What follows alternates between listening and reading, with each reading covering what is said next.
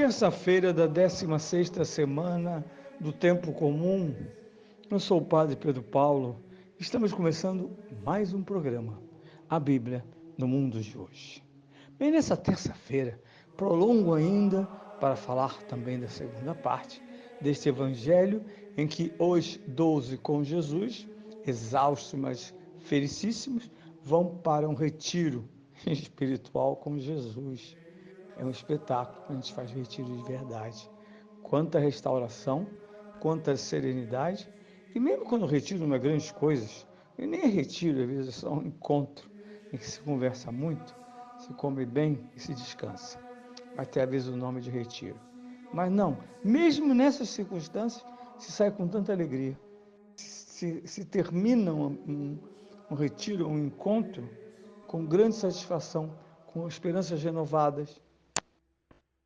Imagine ser convidado por Jesus a retirar-se, um lugar isolado.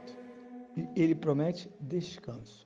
Não é a primeira vez que ele faz isso, mais adiante ele vai declarar: vinde a mim, vós que estáis cansados e fatigados. Vinde a mim, e eu vos darei repouso. Essa é a prática de uma promessa, de uma postura de Cristo. Tanto que um dia isso acontecerá definitivamente. Os retiros na terra, as meditações, os silêncios fazem somente a complementação de um convite. Um dia, na sua morte, na minha morte, nós esperamos que Cristo, ao vir nos buscar, diga o que disse agora: vinde comigo para um lugar isolado e descansai um pouco. Pior que o céu não é um lugar isolado, mas é um lugar em que finalmente as culpas, erros, as ânsias, as tristezas e as dores dessa vida terão terminado.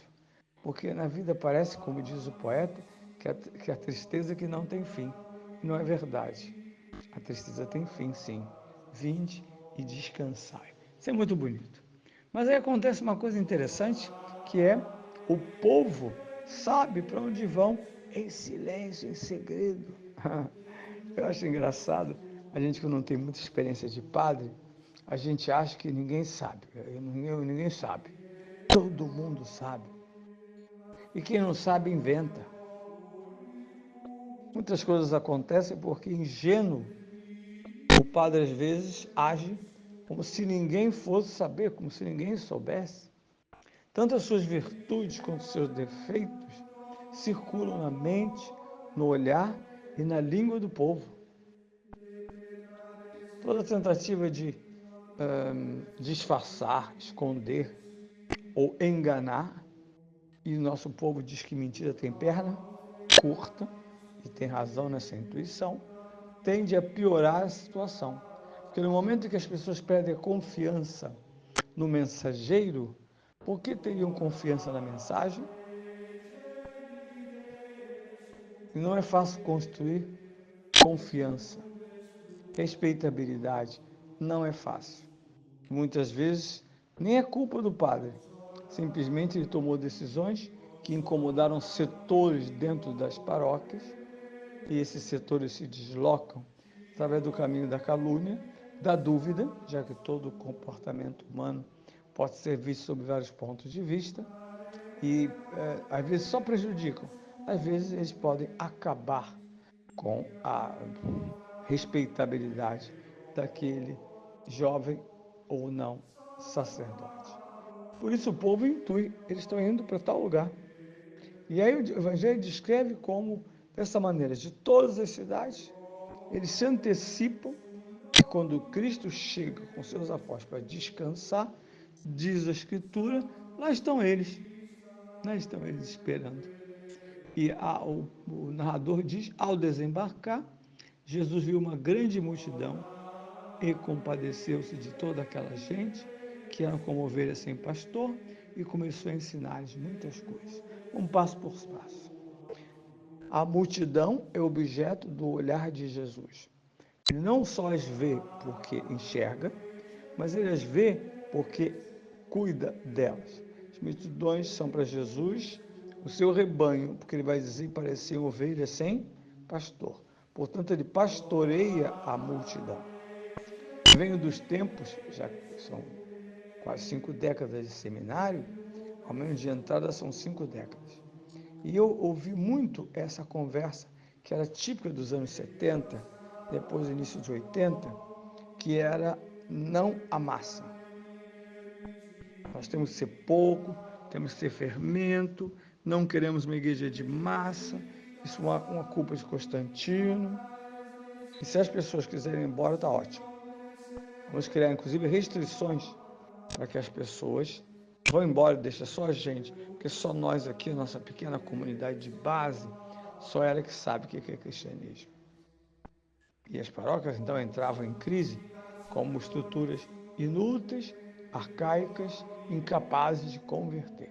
Era essa mais ou menos a conversa da época. Que hoje muitos que foram até para o episcopado negam, mas foi assim, nós estávamos lá. É como o porteiro, quando a gente não é importante, a gente é sempre muito bem informado. O porteiro está na portaria do seu prédio, ele ouve tudo, ele vê tudo, ele dá recado, ele sabe quem chegou, ele sabe da sua vida. Só que como um bom porteiro, silêncio enquanto for conveniente. Vai mexer com ele para você ver o que ele vai dizer. Então nós ouvimos tudo isso e vimos inclusive as consequências disso. No entanto, Jesus tem a multidão como seu interlocutor. Mesmo quando ele corrige a multidão, ele diz, como por exemplo no capítulo 6, viestes atrás de mim por causa do pão que comestes? Mas aquela correção era um modo de perguntar, não entendestes o pão que recebereis? Como a samaritana, não se trata de um pote d'água para matar a fome e uma água, então, insaciável. Não, não, é mais do que isso. Mas Jesus olha a multidão. Depois o texto de ver vem acrescentado por um outro verbo. Ele não só vê a multidão, e grande, mas compadece-se dela. E aqui está o ponto que nós sacerdotes temos muito que aprender, que crescer, que amadurecer. É uma vida, graças a Deus, quem a tiver, longa ou média. Não é simples ter compaixão. Às vezes temos simpatia por pessoas que não são simpáticas, porque nos fazem favores, doadores de peso, dizimistas, enfim, significativos, pessoas bonitas. Compadecer-se não passa por essa estrada, nem use esses critérios. O compadecimento é uma gratuita atitude de sofrer o sofrimento alheio como próprio. Apropriar-se pessoalmente do sofrimento de outrem, de tal modo que o outro torna-se meu irmão, torna-se minha ovelha, no caso de Jesus. E a gente nota que no dia a dia, na automatização de gestos, na correria, eu não olho para ninguém com compaixão. No máximo, olho como despesa. Ah, meu Deus, vem pedir coisa. Vem pedir coisa. Vai ser prejuízo. Jesus olha aquela multidão que está no lugar deserto. É como se Jesus tivesse querido tirar uns dias de férias num balneário. E chegou lá, estavam todos os necessitados, os pobres, os doentes, os loucos. E o mais extraordinário não é nada disso. É que ele as atende.